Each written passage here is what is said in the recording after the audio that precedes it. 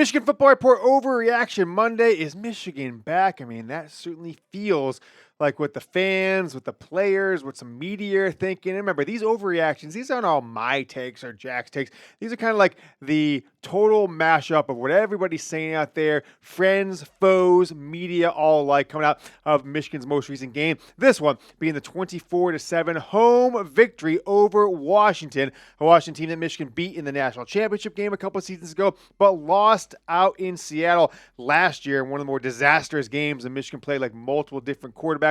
Bryce Underwood had himself a game.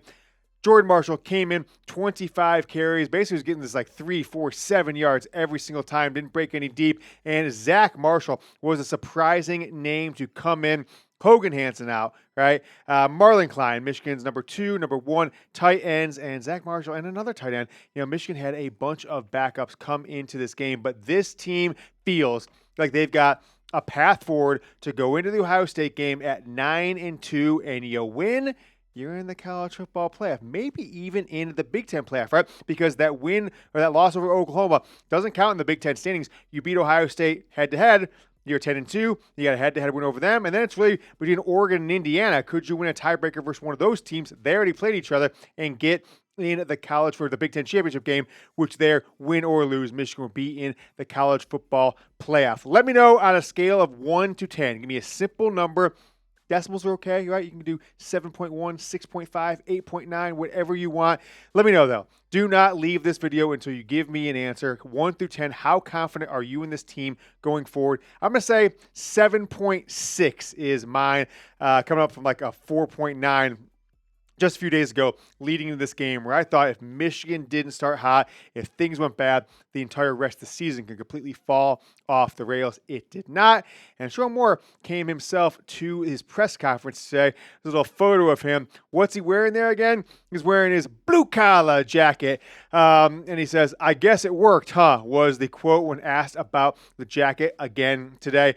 I like to see it. And we like to see that Michigan is playing a lot of players, missing multiple starters, right? You're missing your starting running back, you're missing your starting tight end, your backup tight end, 2 starters in the secondary, which we'll talk about in a second, and lost Evan Link. So we're going to talk about that here in 1 second. But my number 1 overreaction to this game, as Michigan is back in the polls, ranked 24th in one poll, ranked 25th in another poll.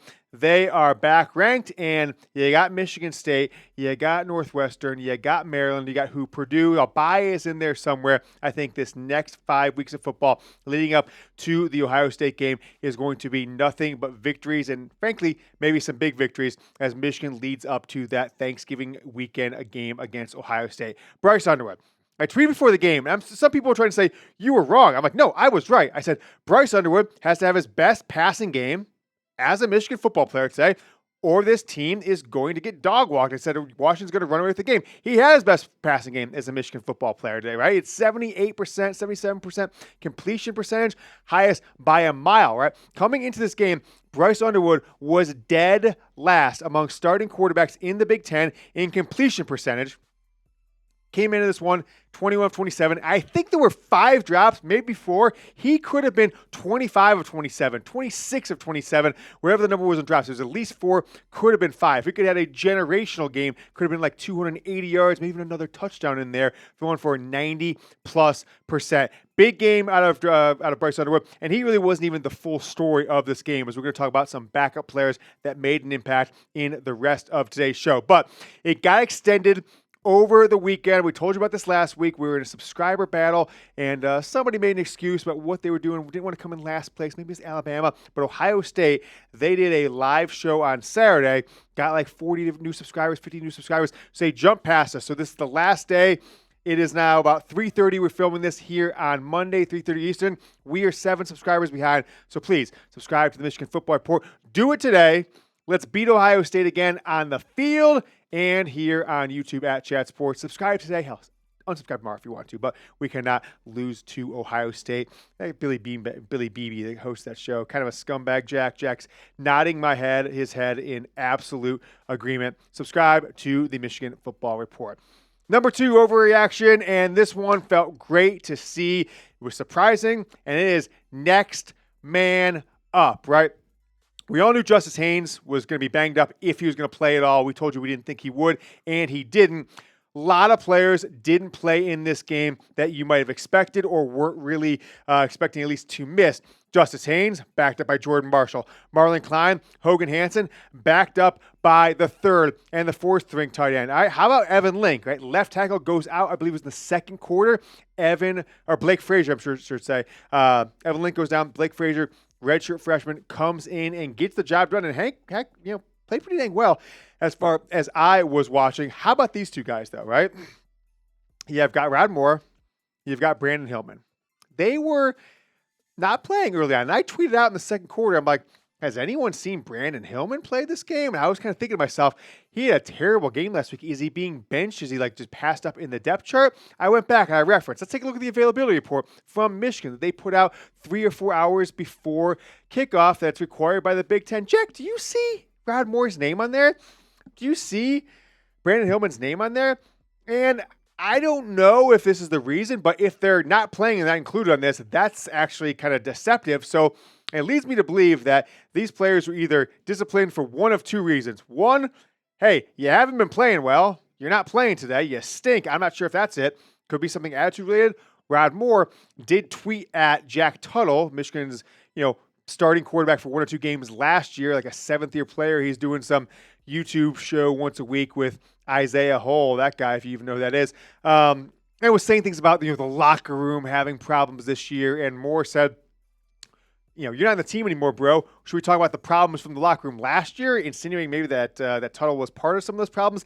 I'm not sure. That tweet got deleted on Friday afternoon. I'm guessing the coaching staff or somebody said to him, Hillman, who's had a run of bad decisions, right? Taunting and this different stuff, getting penalties, missing tackles on 3rd down and 8-26 against USC, giving up a 49-yard run.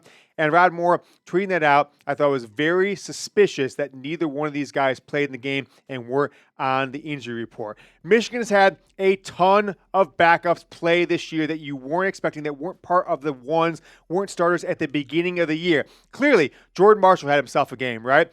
Jake Granera, offensive line, stepping in for injuries. Now he's got himself a spot. Evan Link going down, redshirt freshman offensive line. Blake Frazier is in the game. How about Andrew Marsh? All right. How about Andrew Marsh? These are his stats in the last 3 games. We're talking Wisconsin. We're talking USC and Washington on Saturdays. 17 catches in 3 games, 18 targets. That is simply astounding. And if I was a Michigan quarterback, if I was Bryce Underwood, if I was the offensive coordinator, if I was Sherrone Moore, I'm saying we should be throwing this guy 8-9 times a game. And even one of the plays, it was one of Underwood's worst throws of the day, right? He's kind of running left, trying to stop and hit, Marsh going like this, and the ball is behind him. What did Marsh do? Boop! Pull that bad boy in. True one-handed catch, and it was awesome to see. Now, the tight ends stepped up big time. Zach Marshall, 3rd-year player, redshirt sophomore, has had in his career, leading into this game, which he got to start, 3 total catches. He had 1 catch in 3 different games this year. I think it was Oklahoma, Nebraska, Wisconsin. 5 catches for 72 yards and a touchdown in this one. Deacon Tonielli, I forgot he even existed, frankly. I mean, I'm sorry to say that, but I don't always look down past the 2nd, 3rd depth chart. This guy was the 4th string tight end, was in there in the first couple plays, really dropped a pass, right? Him and Semaj Morgan, who we will talk about in this show, dropped 2 passes, 2 of 4 or 5 that were dropped in the day. I didn't tweet anything nice about Deacon early on. I think I said eject him to the sun, but ended up having a decent game, 3 catches, 38 yards. One of them, a big-time play on a 3rd down, which some people are saying that Bryce Underwood wasn't even aiming for him when Underwood made an absurd pass that maybe overthrew Andrew Marsh and just landed in Deacon Tonielli's hands, who was almost double covered on that play.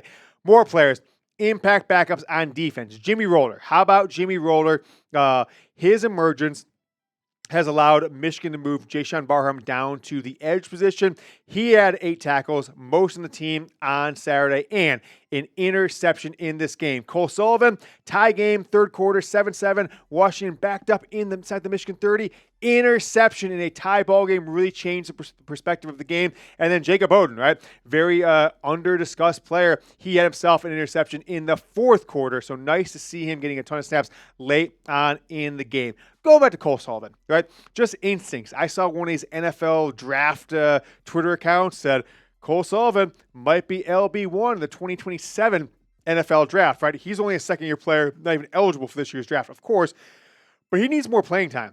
He really does. He started to take off in the third, fourth game of the year, and then it seems like over the last 2.5 games, he has not been in there as much. I think Michigan's continued to rely on Jimmy Roller. I think Sullivan, frankly, has played better, but maybe the coaches are seeing something different. Ernest Hausman was shaken up a little bit in this game. Sullivan maybe got a couple more snaps because of that, but I think he needs more snaps. These 23 he had against Washington are just not enough. Overreaction Monday continues, our third overreaction, and this is from me, and I want to use different language here. I'm just going to say, come on, bro. I'm going to keep it classy here, even though I don't want to. Come on, bro, to Semaj. We got more of that in a moment, but the deals of the day, some of our best-selling items are still on sale, and they're getting cheaper. This Michigan Jordan brand hoodie with the maize sleeves from the elbows down, normally $85, full price $85. It's still available in all sizes. $37. Chatsports.com/hoodie sale. Chatsports.com/hoodie sale. Type it in your browser right now. Screenshot this or go down in the comments in the description. The link will be right there. Do not miss out. The Michigan Nike Icon football shirt is also available. Was $35. They had it at 26. Drop it down to $24. You do not want to pass this shirt up at $24. Chatsports.com/MICH icon. Mish icon. Both links, second paragraph of today's description. And you can go into the pinned comment, the run right below the video that's stuck there. Click the replies. It's in the replies to that as well. We've renamed Semaj Morgan Stone Hands Semaj. You throw him the ball, boom, which is like throw the ball against a brick wall, against a wall full of stone, whatever you want to call it. He had 31 snaps. I thought we had seen the end of him a couple weeks ago against Wisconsin. No, I was wrong. They played him a bunch against USC, and he was back. Maybe one of the worst play calls in Michigan football history, in the history of Sherrone Moore, certainly as head coach, was this fourth down play that you guys all know that I'm talking about, which is 4th and 1. All right? Michigan's calls a tremendous play call, where I believe, if I recall correctly, Semaj kind of comes in motion behind the line, so kind of gets lost behind the left tackle, lost behind the right tackle, and just kind of pops out. And Bryce Underwood, I try to block this play out. Might have done a little play action, but wide open, right? And people saying, oh, Bryce threw it too hard. He didn't throw it too hard, right? It was about 10, 12 feet away. He kind of just goes, tosses over there. It hit Semaj, Stonehand Semaj, right in the hands.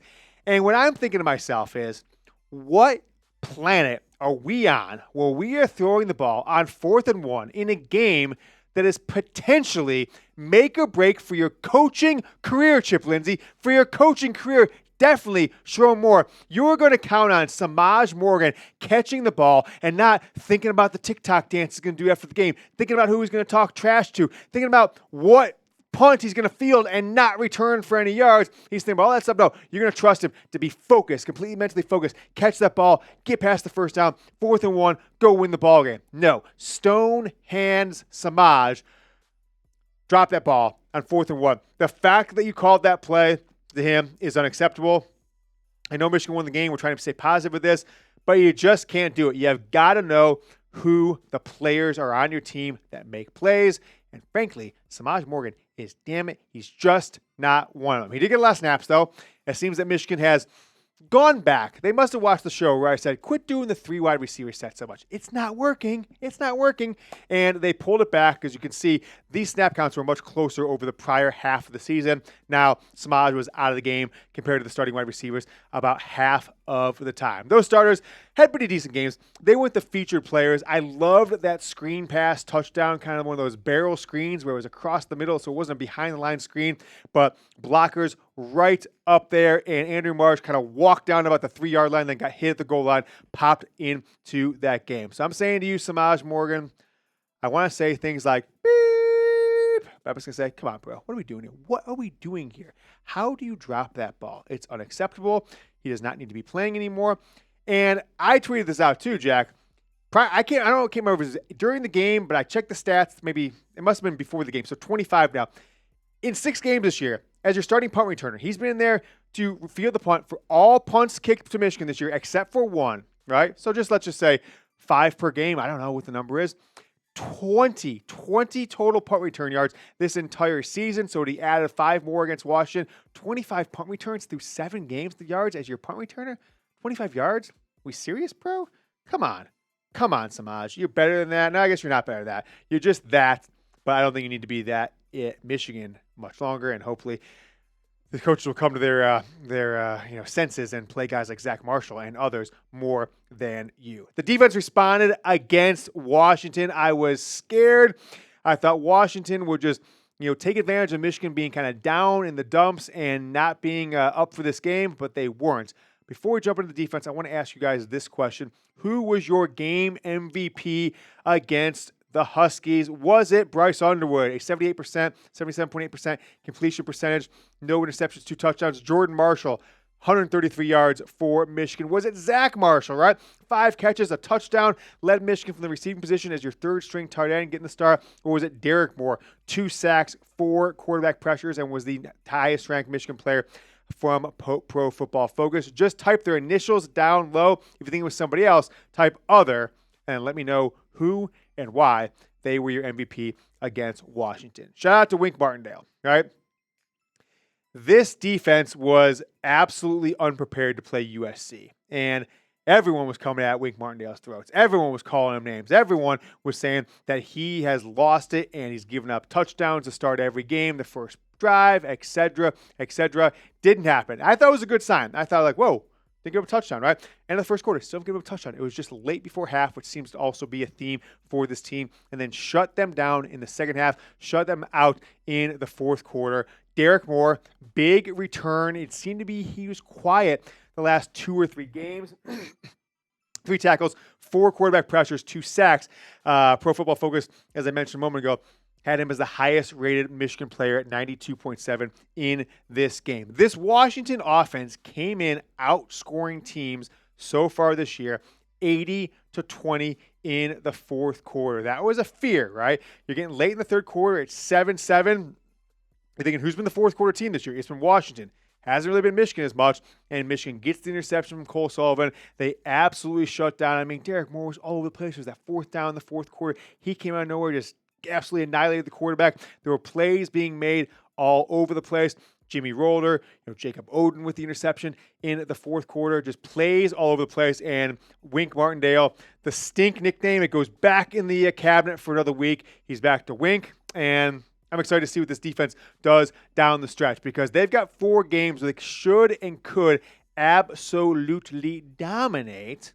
And then you've got the Ohio State game coming up at the end of the regular season. Speaking of Ohio State, make sure you subscribe so we can beat them in the subscriber battle. It ends at midnight tonight. Don't let me down. Just don't let me down. If you're a Michigan fan, just hit subscribe. If you don't like the show, unsubscribe on Tuesday night, Wednesday, whatever it is. Just give me a subscription for today so we can win this battle. Overreaction number 5, it is beat Ohio State again. Michigan's goals are all back on the table. You get this win. You'd like to have a win against USC. You'd like to have one against Oklahoma. But you can't look in the rearview mirror. You got to look forward. 4 winnable games in a row that Michigan should be favored by potentially even double digits in all of them. Maybe not the Maryland one on the road. We'll see how they shake out. But beat Ohio State again. It's the mantra. It's the goal. You do it again this year. Michigan's going to do it again this year. That'll be 5 straight. There's only one thing left to do. That's beat Ohio State again and give me 5 BOSAs down in the comments. We'll be back with another Michigan football report. Maybe Tuesday, maybe Wednesday. We'll see. We'll have 3 or 4 videos for you this week. It is hate week for the Spartans, so don't let me catch you wearing any green anywhere you go. Go Blue.